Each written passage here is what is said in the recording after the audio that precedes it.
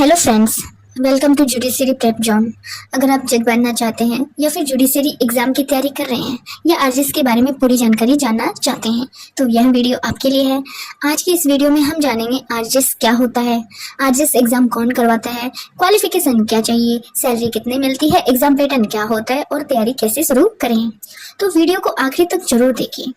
और अगर आप जुडिशरी प्रिपरेशन से जुड़ा कंटेंट चाहते हैं तो चैनल को सब्सक्राइब जरूर करें। फर्स्ट, सबसे पहले समझते हैं कि आरजेएस क्या होता है। आरजेएस का पूरा नाम है राजस्थान जुडिशियली सर्विसेज। यह राजस्थान में जज बनने की परीक्षा होती है। इस एग्जाम को क्लियर करने के बाद कैंडिडेट जो है सिविल जज या जुडिशियल मजिस्ट्रेट बनता है। ये सब आप जानते हैं, फिर भी बेसिक इंफॉर्मेशन के लिए मैं क्लैरिफाई कर रही हूँ। सरल भाषा में हम कह सकते हैं लो स्टूडेंट के जज बनने का रास्ता ही आरजेएस एग्जाम है। आरजेएस एग्जाम कौन कंडक्ट करवाता है? अब बात करते हैं कि हम आरजेएस एग्जाम करवाता कौन है। आरजेएस एग्जाम को राजस्थान हाई कोर्ट कंडक्ट करवाता है। एग्जाम की नोटिफिकेशन, डेट, रिजल्ट और सिलेबस सब राजस्थान हाई कोर्ट जारी करता है। अब बात आती है कि आरजेएस क्लियर करने के बाद में शुरू में कैंडिडेट सिविल जज या जुडिशियल मजिस्ट्रेट बनता है। इसके बाद प्रमोशन के जरिए सीनियर सिविल जज, सीजीएम या डिस्ट्रिक्ट जज भी बन सकते हैं। यानी जुडिशरी में बहुत अच्छी कैरियर ग्रोथ होती है। अब बात आती है क्वालिफिकेशन की।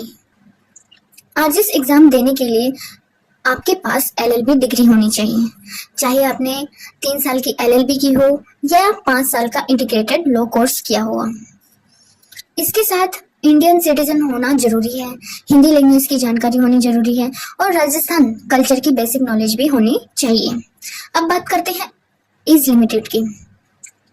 आरजेएस एग्जाम के लिए मिनिमम जो एज होती है वो 21 ईयर होती है और मैक्सिमम एज 40 ईयर होती है और ये कैटेगरी के हिसाब से एज रिलैक्सेंस भी मिल सकती है। अब समझते हैं exam pattern. RJS exam 3 stage में होता है। पहला प्रिलिमिनरी एग्जाम, यह ऑब्जेक्टिव टाइप एग्जाम होता है यानी एमसीक्यू आते हैं। दूसरा मेंस एग्जाम, यह डिस्क्रिप्टिव पेपर होता है जिसमें आंसर राइटिंग करनी होती है। तीसरा होता है इंटरव्यू, इसमें पर्सनालिटी टेस्ट और लीगल नॉलेज चेक की जाती है। अब बात करते हैं इंपॉर्टेंट सब्जेक्ट की। आरजेएस प्रिपरेशन में ये सब्जेक्ट बहुत ही जरूरी होते हैं। Constitution, CPC, BNSS, BNS, evidence act, contract act, TPA, family law. अगर इन सब्जेक्ट को मजबूत कर लो तो प्रिपरेशन काफी स्ट्रांग हो जाती है। अब कई स्टूडेंट को कंफ्यूजन होता है कि हम प्रिपरेशन कब से शुरू करें। आरजेएस प्रिपरेशन शुरू करने का सबसे अच्छा समय होता है एलएलबी के दौरान। लो सब्जेक्ट पहले से पढ़े रहे होते हैं, नोट्स स्ट्रांग हो जाते हैं और रिवीजन आसान हो जाता है, क्योंकि आप लो के साथ में प्रिपरेशन करोगे तो जो भी आपकी सब्जेक्ट है वो स्ट्रांग हो जाएगी और रिवीजन भी बहुत टाइम हो जाएगा। और कहते हैं कि जितनी बार रिवीजन करोगे उतना ही एग्जाम में स्कोप मिलेगा। आरजेएस के लिए सबसे जरूरी स्किल्स क्या होनी चाहिए जो आपको डेवलप करनी है, खुद के अंदर चेंजिंग करनी है कि ये स्किल अपन को इम्प्रूव करनी ही होगी अगर आरजेएस आपको क्रैक करना है। आरजेएस क्रैक करने के लिए कुछ स्किल्स बहुत जरूरी होती है जो मैं आपको बता रही हूँ। डायरेक्ट रीडिंग, ये हैबिट आपको डालनी ही है कि आपको डेली डायरेक्ट रीडिंग करनी है, चाहे 1 घंटे 2 घंटे।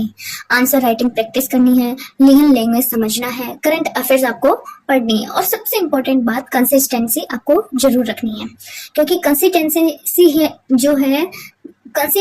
ही एक ऐसी थिंग है जो जुडिशियली प्रिपरेशन की सबसे जरूरी चीज है। अब बात करते हैं आरजेएस की सैलरी की। एक आरजेएस ऑफिसर की स्टार्टिंग सैलरी लगभग 70,000 प्रति महीना होती है। उसके साथ में अलाउंस भी साथ में होता है जो आरजेएस ऑफिसर को मिलता है। इसके अलावा आपको रेस्पेक्ट मिलेगी, गवर्नमेंट जॉब सिक्योरिटी मिलेगी एंड पावरफुल पोजीशन भी मिलती है। तो दोस्तों, यह थे आरजेएस की कंप्लीट गाइडेंस। अगर वीडियो पसंद आई हो तो लाइक करें, कमेंट करें, शेयर करें और जुडिशरी प्रेप जोन को सब्सक्राइब करें। यहाँ आपको मिलेंगे judiciary notes, direct important articles, exam strategy और डेली कंटेंट। मिलते हैं अगले वीडियो में। थैंक